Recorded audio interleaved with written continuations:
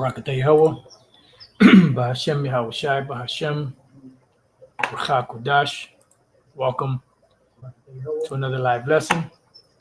The name of this one is pretty much various topics, dated November 1st, 2024, the hopeful year of Jacob's trouble. And we're a couple of days away from the so-called elections.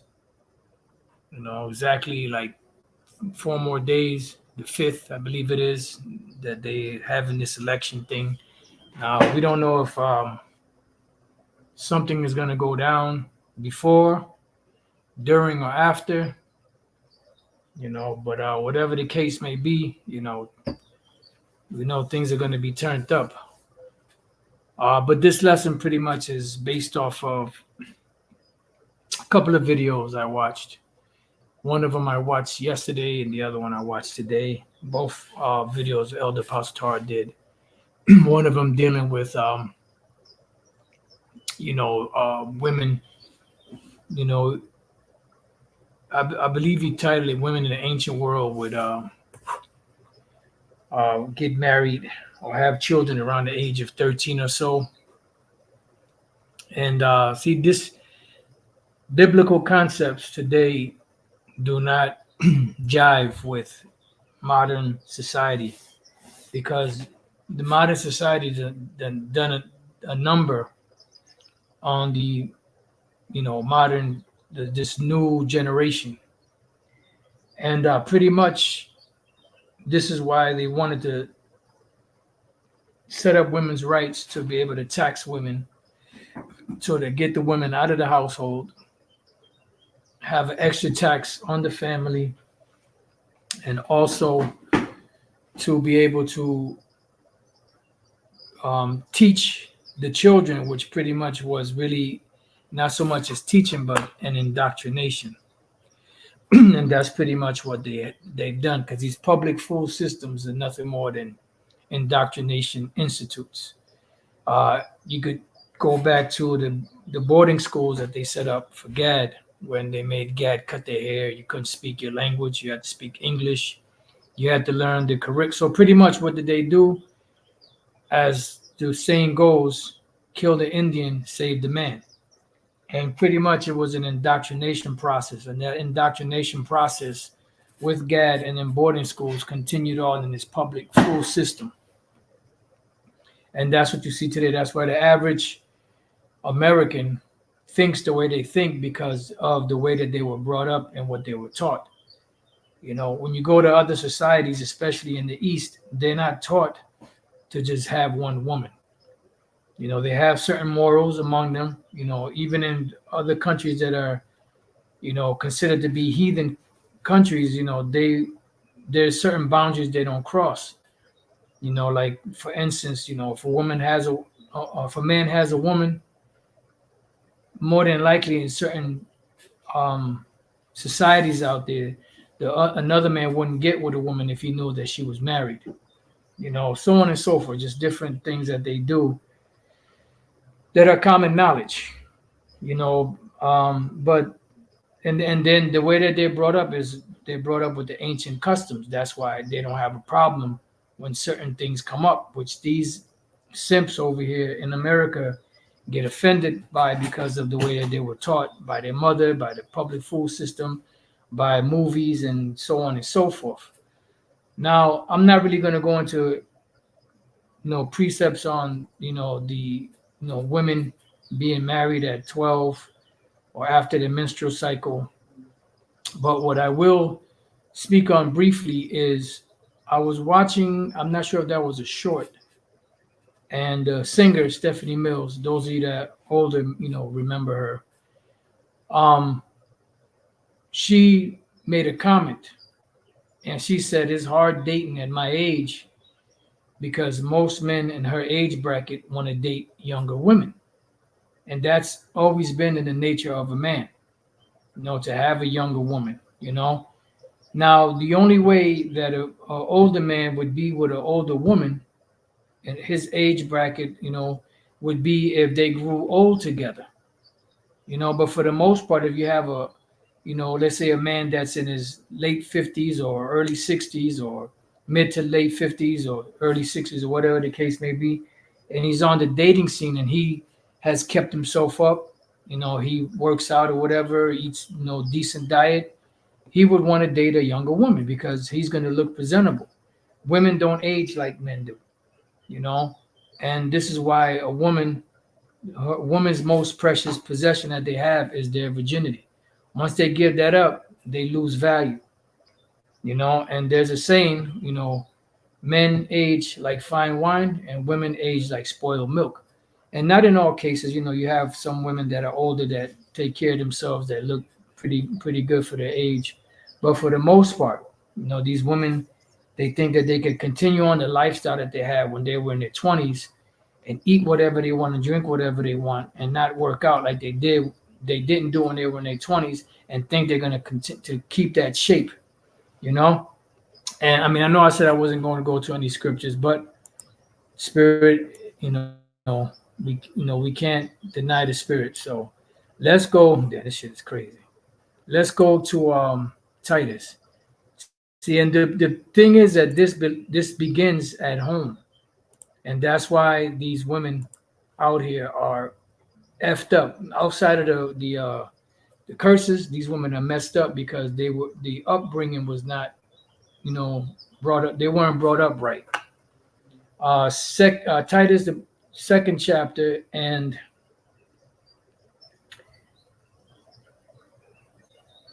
the third verse says, "The aged women likewise." So these would be your grandmothers and great grandmothers.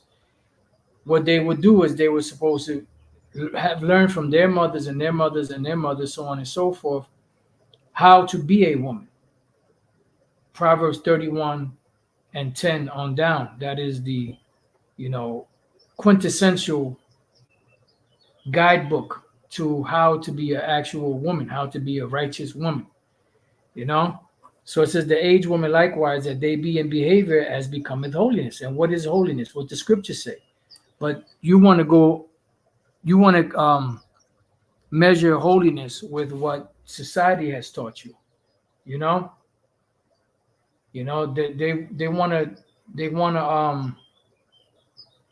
measure everything by the standards of society that they've been brought up under. And that's not the case, because holiness is righteousness. Righteousness is what? The laws, statutes, commandments, the scriptures, the history.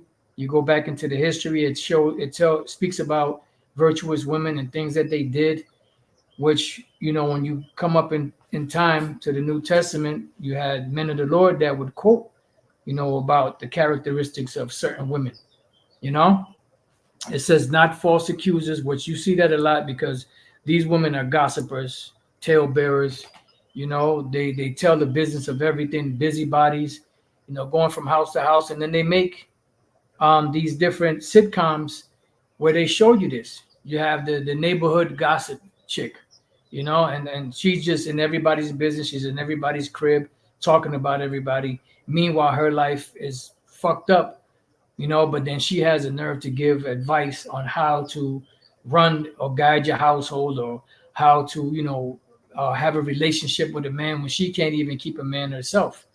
And this is a vicious cycle that has been pushed in the so-called black community, Judah, and then it trickles down to the other tribes, and it trickles down to the average American woman thinking, for the most part, unless they were brought up, under better values, by their fathers who were in the home that had a sense of moral values, which is not in this, not shown in this society.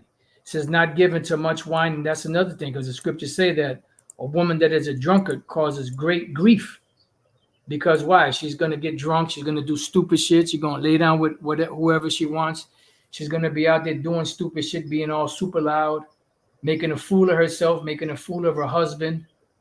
And this is why you had laws in place that if you had women like this, or if you had children like this, they were supposed to be deleted, because that would remove that shame, and it would not allow the family, to be shamed. It would not allow, other women to to follow in those same footsteps, like in the case with Vashti, the queen. Where Ahasuerus, he called for her, and she didn't want to come to him. She got uppity, and then he held the council as to what should be done because this brought great anger. He was feeling good. He was in his wine, chilling, feeling real good. And he said, you know what, bring Vashti out, this beautiful woman of mine, so I could show off her beauty. And she denied him, so that angered him. And what did the advisors tell him? Said, listen, you got to do something about it, because if you don't do something about it, what she's done is going to infect the rest of these women out here, including our women, and that's going to embolden them to do that to their husband. So he put her away and ended up getting with other women, which was all set up in the spirit anyway, because that made room for Esther, to help Israel out at the time. But that's the thing is, when you have a society that's run by the rules and regulations of the scriptures, you're less likely to see some BS going on, and what you see, the behavior you see today among this young generation is not based off of something that they just happen to read a book, or they saw a movie, or somebody said something to them. This is a constant beating into the brains, constant showing in a movie, constant showing on a sitcom, in a comedy skit, in songs, and different music, and rap songs and all this. It's just a constant, what the word that comes to mind is inculcation. Inculcation means to constantly impress upon the mind by constant repetition. Something that's done gradually but repeated over and over and over again. After a while, people start to believe it, people start to speak about it, and it becomes the norm. And so one time it was frowned upon, but today that behavior is applauded. But it's coming to the point now where men are getting sick of it, other women are getting sick of it, and they're speaking against it and shaming these women that are doing it. But it's too late. The cat's already out the bag, dude. Inside joke. Says teachers of good things. And how can you be teachers of good things if you yourself don't know what the good things are? You're teaching your daughters and your granddaughters to be sluts, not to settle for one man, to play the field. And then by the time they get old as hell, then they want to settle down. But it's too late. Don't nobody want your washed up, swollen baloney looking ass. That's why Stephanie Mills said that, and Stephanie Mills is a good looking woman, but she's still on the dating scene, which means I don't know the history of her. I don't know if she been married before, or she just recently got I don't know the whole deal. But these women want to play the field. They don't want to get married, but then when they get old and broken down, then they want to find a serious relationship. It don't work like that. Another one is Vivica Fox.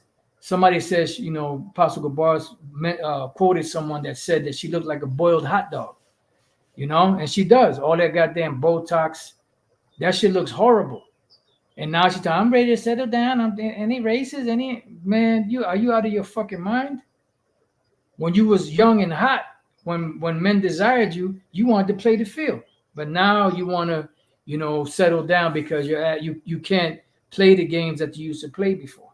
You can't, lure men in like you used to, because ain't nobody looking your way, ain't nobody choosing you anymore. It says that they teach the young women to be sober, not drunk all the time, but also sober-minded in thinking. Sober-minded in how it is to be a woman. The Proverbs 31 and 10 on down, virtuous woman guidebook, which that's frowned upon in this society. When you tell a woman that her job is to be at home raising the children, cooking and everything, cleaning, which is a beautiful thing, they look at that as they frown upon that. That's slavery, Yeah, they're like the elder pastor said, that's from years of plastic surgery. That's right. And that plastic surgery is terrible, man. These women think that makes them look good. Yeah, you don't really have any stretches, in your skin, but you have all that, fermented, them fermented bubbles up under your skin, and that shit looks horrible. But they think they look good because they don't have any wrinkles. Man, that shit looks horrible, man. You could go to on Halloween without wearing a mask and you'll scare people. You're fucking scared Jason if he saw you. It says to love their husbands, and this is what's frowned upon. These women do not love their husbands, because as the scriptures say that man's glory is a woman's glory is her hair. So a woman doesn't love a man the way a man loves a woman. That's why a woman could be with you and you could be the greatest thing, and then she could be with you for 10 years, or she could be with you for 5 years, and you just the greatest thing ever. Then one day she'll wake up, decide she don't want to be with you anymore, and she can turn off her emotions just like that. Because a woman doesn't love like a man loves. That's why you have a lot of hopeless romantics out there. Like a racist ass Melly Gibson. I want a woman, not a dysfunctional little girl with a dysfunctional C, to love their children. And these women do not love their children. They pretty much hate their children, especially if they have sons that look like their fathers. It says to be discreet, and these women are not discreet. Everything that they do, they blab it out. Chaste, what does it mean by chaste? Meaning you're not laying down with every man in Tom, Dick, Harry, and Harriet. You have something called chastity. In the Middle Ages, they had a chastity belt, which was an iron belt that was put around a woman, and the bottom half of would cover her vajayjay. So she only had enough room to use the bathroom, wipe themselves, and that's it. But that was about it. You couldn't, man couldn't have sex with them. Because why? Because women are treacherous like that, So that's not lauded in this society. What's lauded in this society is women being skanks, being hoes, and then they go even so far as to even promote that having these venereal diseases is a thing is a thing of status. Like if you don't have a disease, then you don't have status. Just like with Jake. Jake's thing is if you haven't gone to jail, then you're not really a man. Just the total opposite of what righteousness truly is what's praised in this society. It says keepers at home, and these women cannot stay at home to save their life. Always in the streets. And the Apocrypha tells us that about a woman, give not a wicked woman liberty to gad abroad. Why? Because she's gonna do wicked shit. And it's gonna piss you off. It says good, and these women are not good. They're no good. They're no good. Obedient to their own husbands, and they're not obedient. That's why that one trick when she was getting married to that simp, and they said, in obedience, and she would not repeat that. And he was cool with that. He went along with that. He allowed her to skip out of the vow, part of the vow where it says being obedient to her husband. But you know where that comes from? That comes from a fucked up upbringing in this society. That's what these women are taught. That's why they have a problem with a woman being a woman at the age of 12 once she has her menstrual cycle. Usually around 12, 13 years old, they start having a menstrual cycle. Why? Because that is their body's way of letting them know that they're coming into womanhood. And once you have that menstrual cycle, it means that you could have children. That's why they start getting all those feelings. They start getting all those feelings, and this is why when a father would have young women, young daughters, he would lose sleep because he knows as a young man, he was out there chasing, those women, so now that he's old and he got daughters, now he's thinking about all the shit that he did and how these women that were young did the same thing, and he's got to lose sleep over his daughters. See, it says that the word of the Most High be not blasphemed, but these women don't care about that. They don't want to know about that. That's why when Kais come back, he gonna kill your ass. Inside joke. All right, so that's it on that. Now the next part of this I want to tackle is in the video that Elder Pastor did, the the fear towards me is taught by the commandment of men. He mentioned how you have individuals within the IUIC that pretty much know that there's things going on, but they won't say anything because they're afraid, that they'll either get cursed out or put out or whatever the case may be. Well, that's a spirit, because that spirit goes way back during the time when the so-called Sanhedrin, or the wicked Pharisees and Sadducees, which had those councils, and they weren't all wicked. The ones that had those councils, they had traditions, they had things that they would do, and if you didn't follow that curriculum, you would get kicked out of the synagogue. Your synagogue card would be pulled or revoked. St. John 12:42. Nevertheless, among the chief rulers, so you had chief rulers, also many believed on him. So you had a lot of those men in prominent positions that were chief men that believed in Yahushua, because they saw the miracles, they saw what he was doing. They said, well, everything adds up and matches up to what the scriptures say the Messiah would be doing. So they believed this. And then this is the Messiah. It says, but because of the Pharisees, they did not confess him. See? So they were looking at these men, these Pharisees, and they wouldn't confess them. They wouldn't confess Yahushua, or they wouldn't confess his belief in Yahushua, their belief in Yahushua. Least they should be what? Put out of the synagogues. So just because they didn't want to lose that prestigious position that they had, they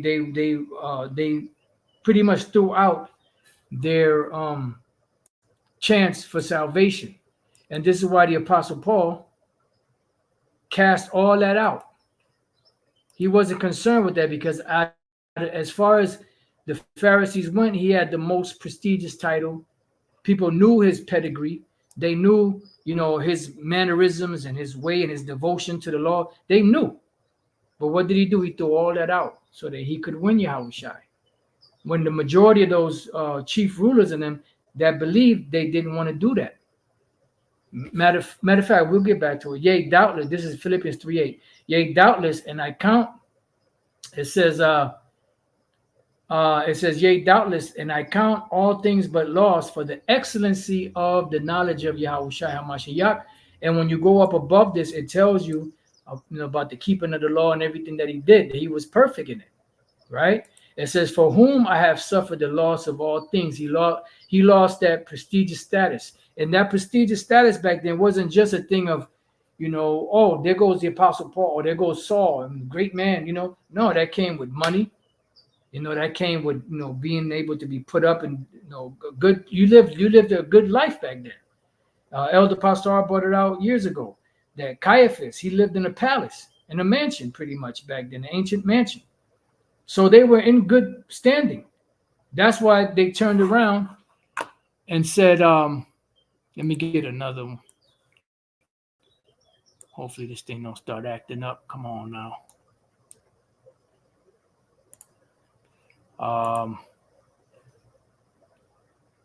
They were in good standing back there. Oh, shit. I knew that was going to happen. Counting Badung, that I may win Yahushai. Oh, Barakatah Yahushai Yahushai. St. John chapter 11. It's another good one.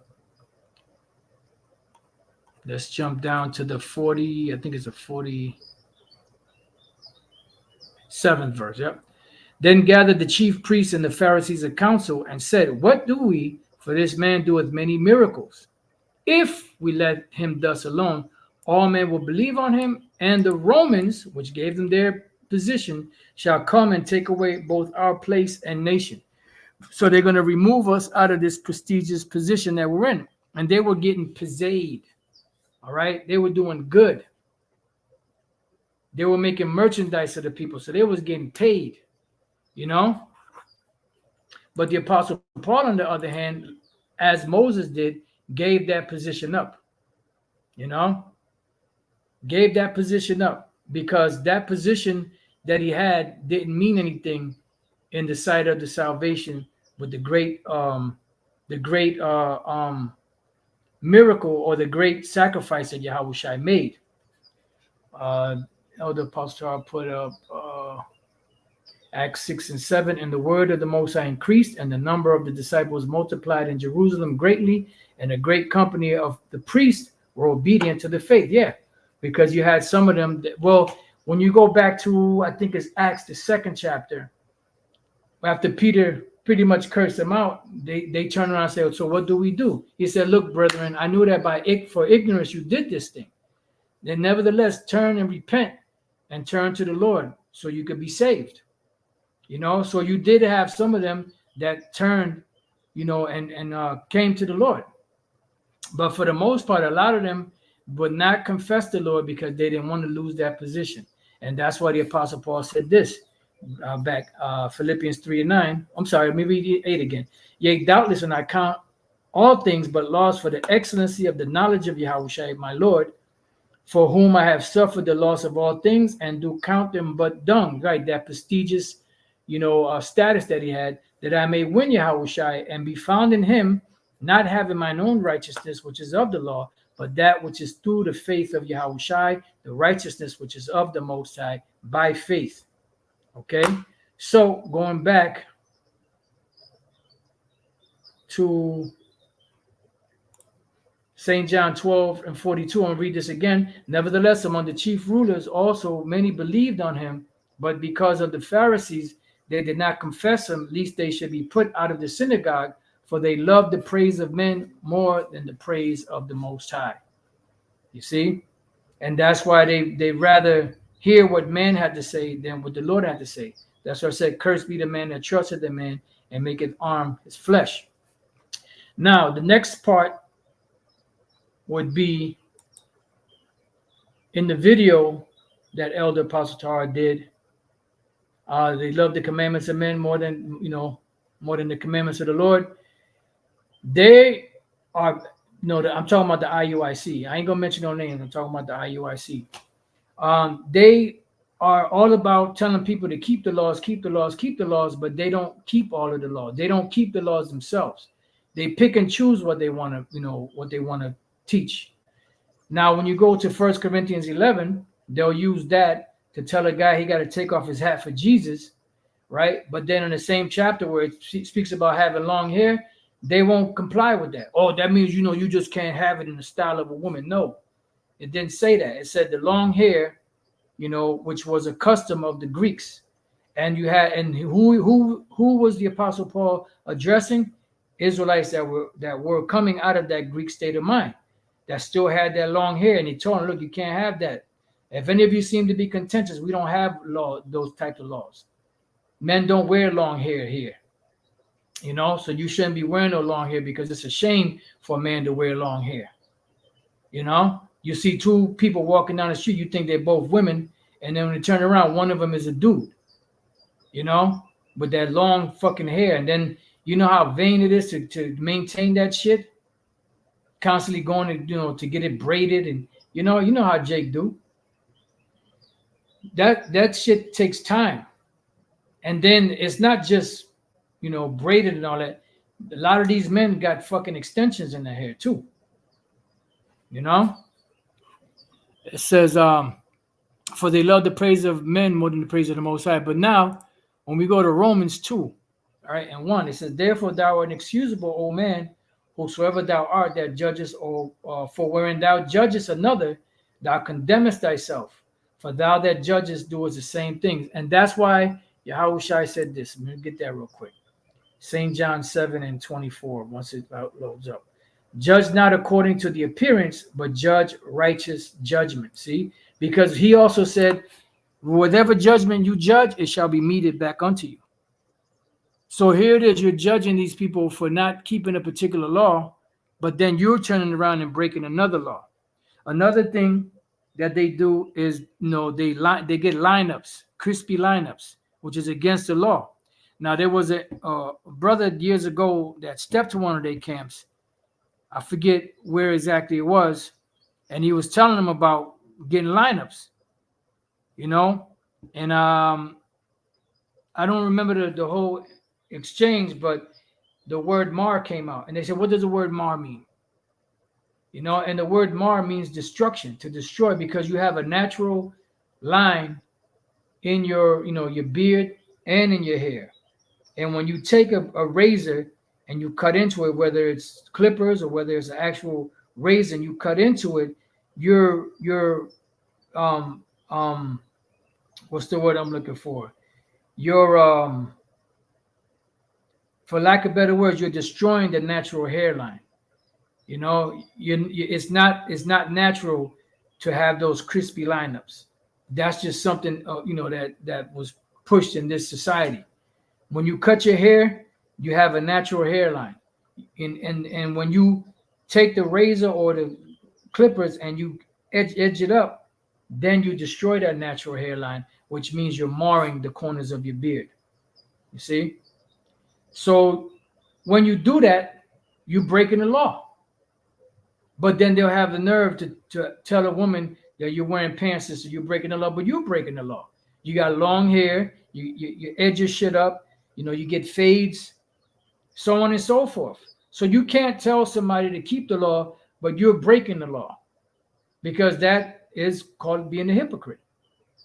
It says, but we are sure that the judgment of the Most High is according to truth against them which commit such things. And thinkest thou this, O man, that judgest them which do such things, and doest the same, that thou shalt escape the judgment of the Most High? You're not going to escape, because the Lord is not a respecter of persons. It doesn't matter what your position is or your prestige. It matters of what you are doing. What are your actions doing? What are your actions showing forth? You're telling the people to keep the law, but when they point out to you that you either you shaved your beard or you got a lineup, then you got a nerve to say, well, that Mephibosheth, he trimmed his.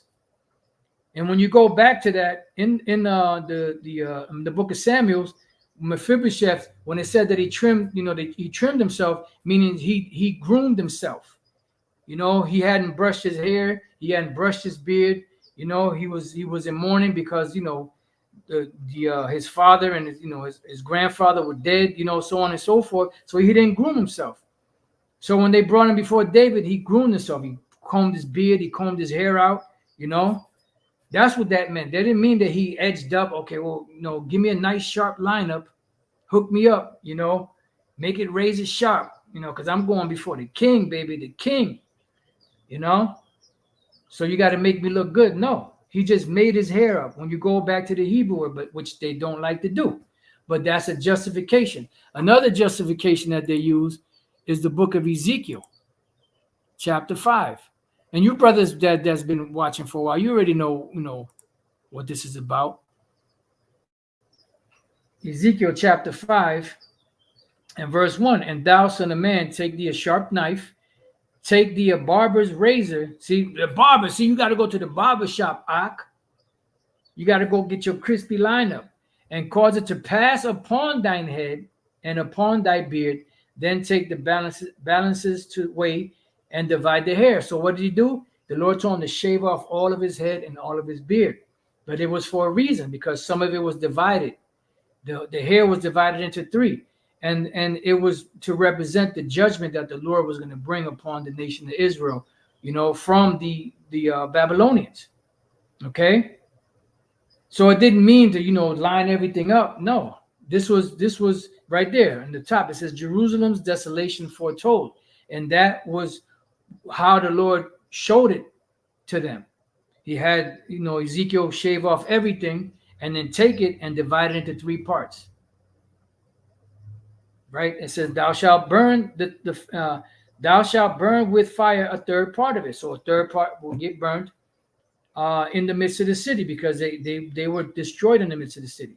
When the days of the siege are fulfilled, and thou shalt take a third part and smite about it with a knife, because some of them got killed with a sword, and the third part thou shalt scatter in the wind, and I will draw out a sword after them. Right? And Israel was scattered.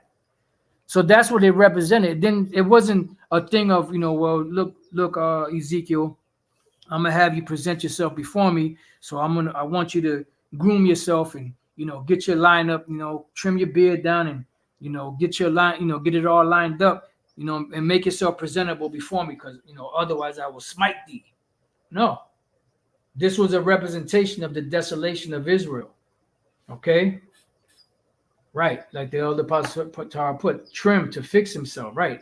And that's what he did. When you wake up in the morning, your hair is all over the place. Your beard might part of your beard you might have slept one way and part of it is smushed up. So before you go out, most times you might take a comb or a brush and brush your hair and pick your beard out, and then you go on your merry way. That's what he did. That's it. But no, that's talking about he trimmed. It says trim. You know what the word trim means? Well, did you look it up in the Hebrew? Oh, there you go. The Paleo Hebrew and the Koine Greek. You guys are gonna learn, though. You're gonna learn. So going back to Romans 2:4, or despises thou the riches of the goodness of the order and forbearance and long suffering, not knowing that the goodness of the Most High leadeth thee to repentance, right? Because the Lord is long suffering. But there comes a time when that grace period is up. But after the hardness and impenitent heart, treasurest up unto thyself wrath against the day of wrath and the revelation of the righteous judgment of the Most High. Yeah, because you've been warned. And that's why I said that there's destruction comes suddenly. Here it is. It also said that this destruction of a long time slumbereth not. Because the Lord is only going to give you so much warning. Then after that, he's going to bring in the pain. Who will render to every man according to his deeds. Right? You're telling people, keep the laws, but you're breaking the laws. To them who by patient continuance and well-doing seek for glory and honor. Well, you know what? Let me jump. Well, you know what? No, let me read it. To them who by patient continuance and well-doing seek for glory and honor and immortality, eternal life. But unto them that are contentious, you want to argue all the time, and here it is, you dead wrong, but you want to argue the fact. No, Ezekiel, he trimmed his beard. Mephibosheth, all right, keep on doing what you're doing. And do not obey the truth, but obey unrighteousness, indignation, and wrath. Now let's jump down to the 12th verse. For as many as have sinned without law shall also perish without law. That's the Israelite foreigners. And as many as have sinned in the law shall be judged by the law. You want to judge everybody by the law? Well, guess what? That's what you're going to be judged by. You don't keep the law, but you tell everybody else to keep the law. Yahushua said it best. Do as they say, but not as they do, because they say and do not. Somebody got to, fulfill that. For not the hearers of the law are just before the Most High, but the doers of the law shall be justified. And if you're going to hold someone to a certain, status, in keeping the law, you better be keeping the law yourself. Otherwise, you would be a hypocrite. It says, verse 17, behold, thou art called a Jew and restest in the law and makest thy boast of the Most High and knowest his will and approvest the things that are more excellent, being instructed out of the law, and are confident that thou thyself art a guide of the blind, a light of them which are in darkness, an instructor of the foolish, a teacher of babes, which has the form of knowledge and of the truth in the law. Thou therefore which teachest another, teachest thou not thyself? So if you're going to say something to somebody, brother, you got to peel your hat off for Jesus. Well, the same scripture says that you shouldn't have long hair. All right. You're going to tell somebody, look, brother, you can't be shaving your beard, but then here it is, you're trimming your beard. So you're just as much a hypocrite as the other person, but they don't know. So yeah, they'll be judged eventually, but they're going to be beaten with less stripes than you because you knew better. So you should have done better. It says, thou that preachest a man should not steal. Does thou steal? I'm thinking about an individual right now. You got them sticky fingers, digging in people's pockets. That's what I'm going to say. Thou that sayest a man should not commit adultery, and that's all you're going to get. Thou that sayest a man should not commit adultery, does thou commit adultery? Thou that abhorrest idols, dost thou commit sacrilege? Thou that makest thy boast of the law, through breaking the law, dishonorest thou the Most High? And you're breaking the law. You're telling people to keep the law, but you're breaking the law. Yep, that's another good one. Let me read a couple of these. I read Ezekiel 44:20. Neither shall they shave their heads, nor suffer their locks to grow long, they shall only pull their heads. Yeah, thinking about the priest of On. The priest of On Hakah. Proverbs 17:15 states, he who justifies the wicked, yep, and he who condemns the just, both of them alike are an abomination to the Lord. Yeah, that's right. And you individuals, you are accused us of being bums, but yet you won't help us out, right? Not that we need your help, but if we're bums, then hey, Elder Pastor put out the decree, right? Write us a check. And then Bishop Nate said, yeah, they want me to write him a check. We don't need your money, man. But since we're bums, then what's up, man? Represent. You keeping the law, right? Don't it say if your brother fall in decay, you're supposed to help him out? Excuse me, brother. Can you spare a dime? They hate the blue letter. Yeah, that's right. That's what they hate, the Hebrew and the Greek. These guys could never tell their doctrine in English. They got to go to the Paleo Hebrew or the Koine Greek. That clown. Proverbs 29:1, he that being often reproved hardeneth his neck shall suddenly be destroyed, and that without remedy. Right, because what is the remedy? The remedy is repentance. Something is being brought to your attention. Once is being brought to your attention several times. After a while, the Lord said, you know what? This guy, he ain't going to get it. So forget him. And that what happens afterwards, he will be destroyed. Okay, Romans 2:13, for not the hearers of the law are just before the Most High, but the doers of the law shall be justified. He's the head of the priests of On. God damn. He's teaching the priests of On a thing or two on how to be priests of the Son, because I think On is the Son, if I'm not mistaken. It says, for the name of the Most High is blasphemed among the Gentiles of the nations through you, as it is written. All right, so you get it. James chapter 2 and verse 10. For whosoever shall keep the whole law and yet offend in one point, he is guilty of all. So you can't make your boast about the law and not be able to keep all the law. Because if we were under the second covenant, which is something that the IUIC also teaches, you would be able to keep all the laws perfect. But you're not able to, because we still sin. The sting of death is sin. Right? And the sting of sin is the law, something along those lines. So if the law was in you, you wouldn't sin anymore. So it's impossible for us to be fully under this second covenant. The only part of the covenant was the part that made it of effect, which is the blood of Yahushua. But we still have to be changed. Because remember, this corruption cannot inherit incorruption. Neither can this mortal inherit immortality. So if we're going to live forever, we can't live forever in these bodies because these bodies are constantly breaking down. So we have to be changed in order for that to be fulfilled. It's very simple, but guys make shit complicated. But that's okay, because you have to have these stumbling blocks. You have to have those examples, because as the truth becomes more and more popular, more and more stumbling blocks are being brought out. And those stumbling blocks are causing a lot of Israelites to be confused, because the Lord is not looking for all Israel. He's looking for the elect. He's not looking for the 12 tribes worldwide. The only ones worldwide he's looking for are the elect. Let me see. I got a lineup of scriptures here. Let me just go through a couple of these that we can close out. St. John chapter 7. I might have read that already. Let me see. No, I didn't. St. John 7 and 13. No, you know what? I started 11. The Jews saw him at the feast and said, where is he? And there was much murmuring among the people concerning him, for some said, he is a good man. Others said, nay, but he deceiveth the people. So there was a division amongst the people. Some of them believed, others didn't. But the ones that believed were afraid to confess because they wanted that prestigious status.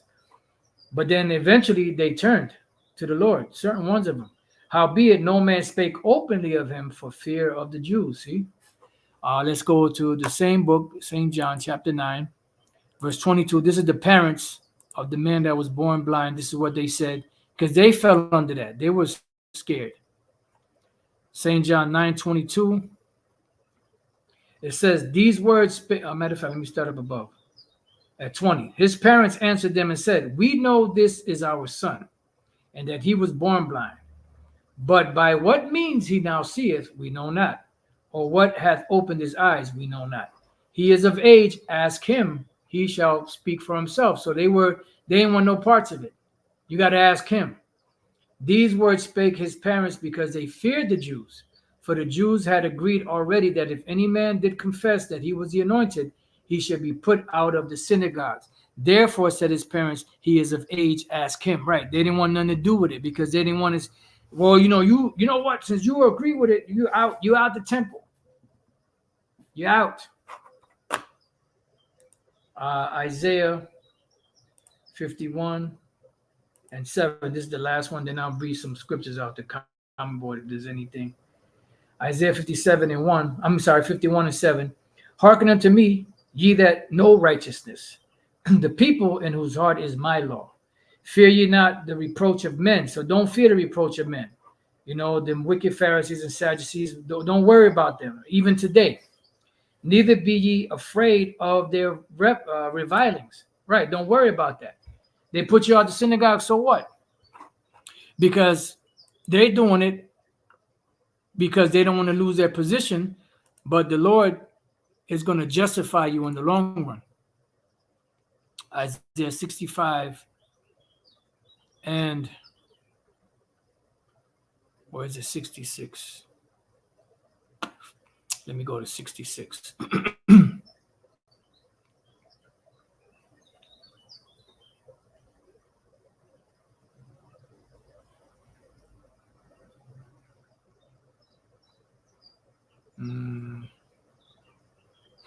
Isaiah 66 and 5. Hear the word of the Lord, ye that tremble at his word.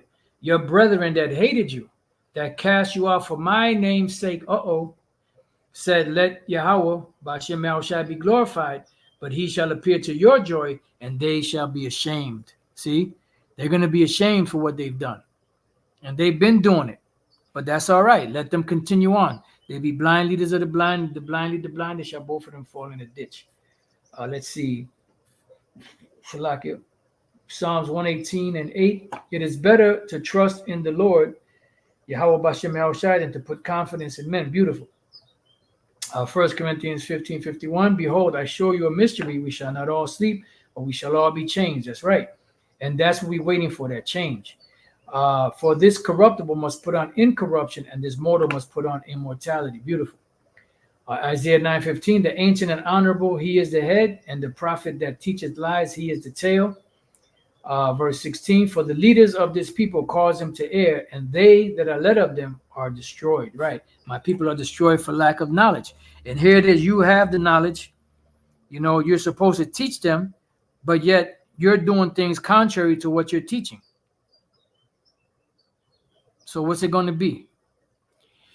So with that, you know, I pray that you brothers and few sisters have been edified. To the next time I say shalom and the water for all the comments and scriptures you brothers put up. Oh, and by the way, like the elder pastor said, you women, you shalom, good video, you know, blah, blah, blah.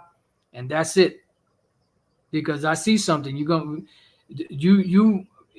starting to get a little testy, some of you, you know, and you know, I see that you're gonna want brothers to start cursing your ass out again and just getting on your ass. You can't, you know, just be cool, some of you, because you got that feminist mentality trying to bring it into the truth. It don't work like that. A lot of you women are very fucking opinionated. We don't give a fuck about your opinions. All right? You're here to work out your salvation. Do that in quiet. Okay? And like you said, you could say shalom, you know, good video, you know, things of that nature. That's cool. Every once in a while, the sister might, you know, say, you know, she had a dream or a vision or something like that. No, but for the most part, just keep it simple. So with that, I pray that you brothers and few sisters have been edified. To the next time I say shalom.